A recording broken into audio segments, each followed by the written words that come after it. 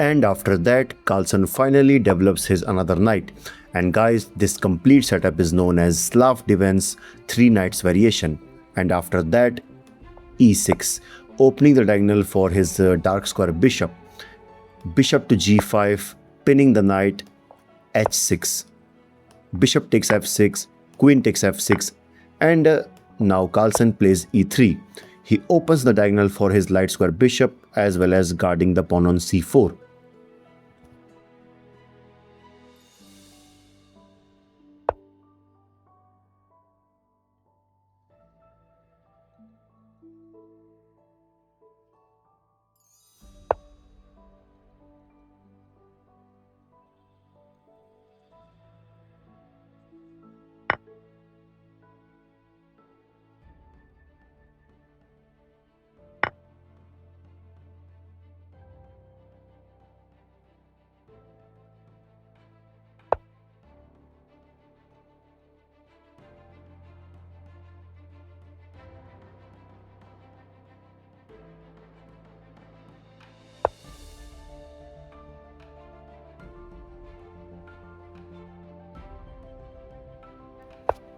And after that, e4 by Magnus, and now he is threatening e5.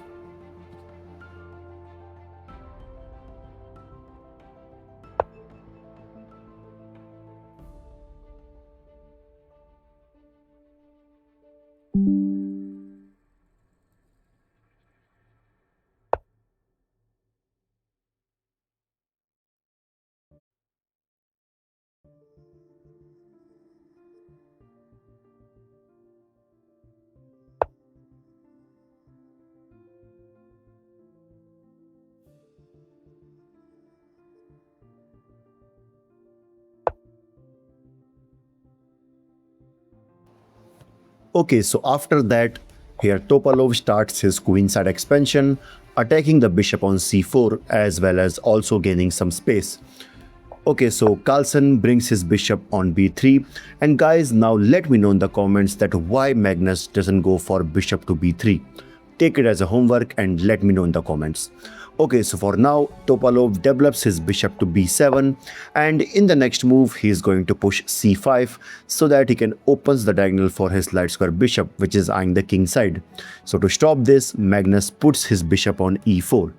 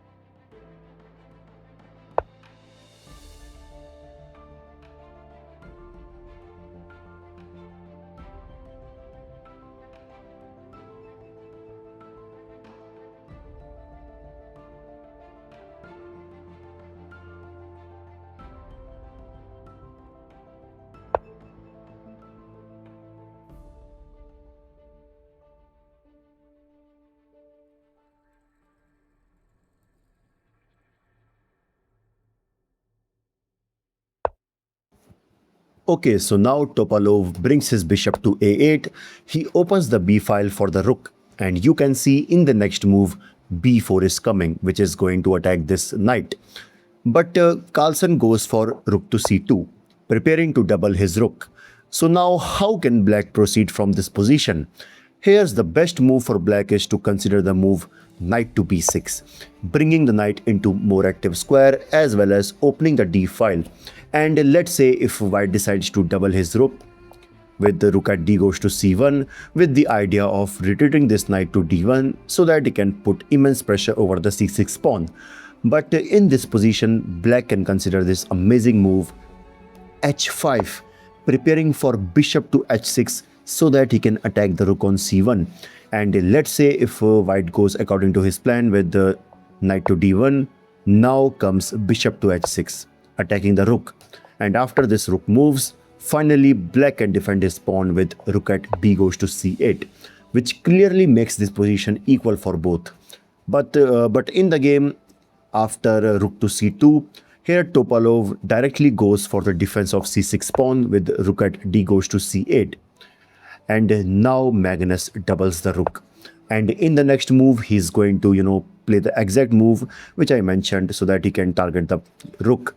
And the best way to counter this is the move.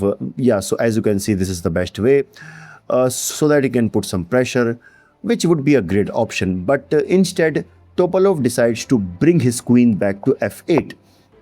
And guys, this is a very clever move, getting away from the 7th rank. Because let's say if white decides to open up the position, then in the end, somehow this rook can, jump to this c7 square, which is going to target this queen. So that's why he brings his queen to f8, which defends the king, as well as black can now anytime push f5. Okay, so for now, black can anytime push this move, which is going to, attack this active bishop. Okay, so now Carlsen pushes a4, which is a mistake because now Topalov can consider this amazing move b4, attacking the knight. And obviously this knight can't go to, this a2 square due to the threat of b3. So that's why after knight to b1, now black can consider c5, trying to exchange some pieces. And let's say if bishop takes a8, then rook takes a8, d takes c5, rook takes c5, rook takes c5, knight takes c5. And when the dust settles, you can see black successfully neutralizes all of the attack of white. But in the game, after the move a4, so here Topalov strikes with c5. He just wants to exchange the pieces so that he can reduce some pressure. Carlsen takes on b5, c takes d4. And so as you can see, since this knight is attacked, so simply knight takes d4, he just grabs the pawn, bishop takes e4. And guys, that's an inaccuracy because this activates Carlsen knight on e4. So after rook takes e2, and then he decides to exchange the rooks, a takes b5. And when the dust settles, you can see now Carlsen have two powerful knights in the center, as well as this rook can now anytime jump to c7.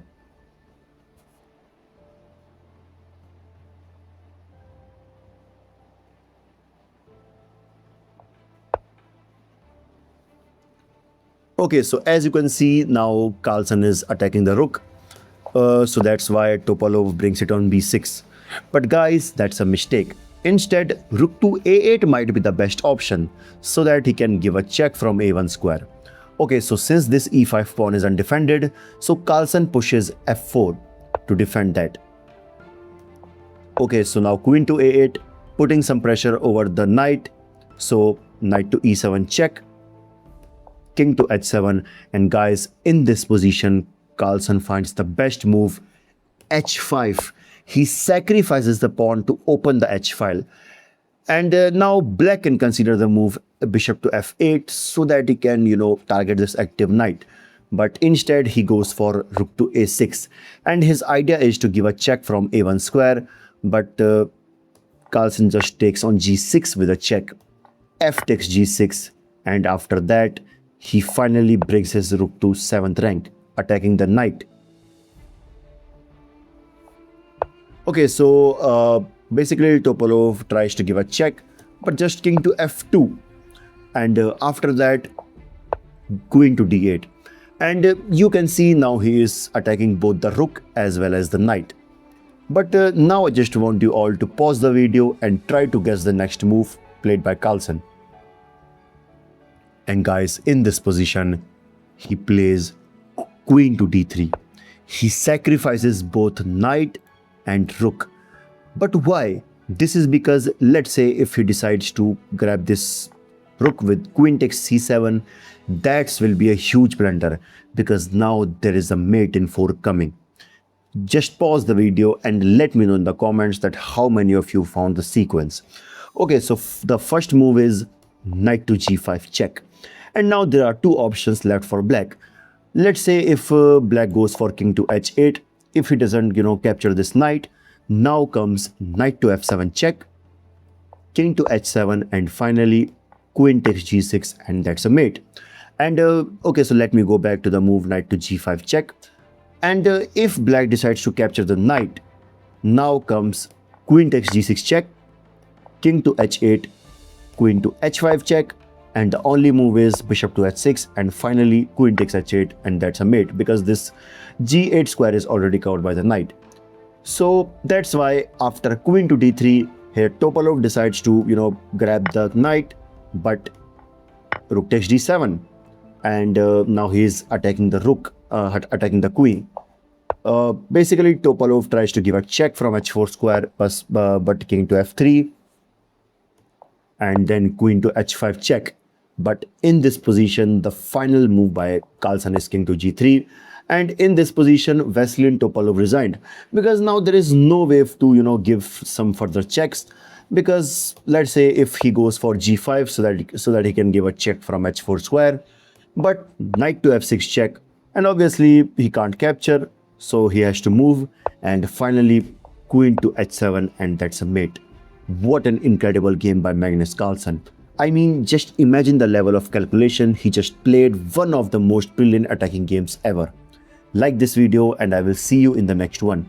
This is your host Bison signing off. Bye bye.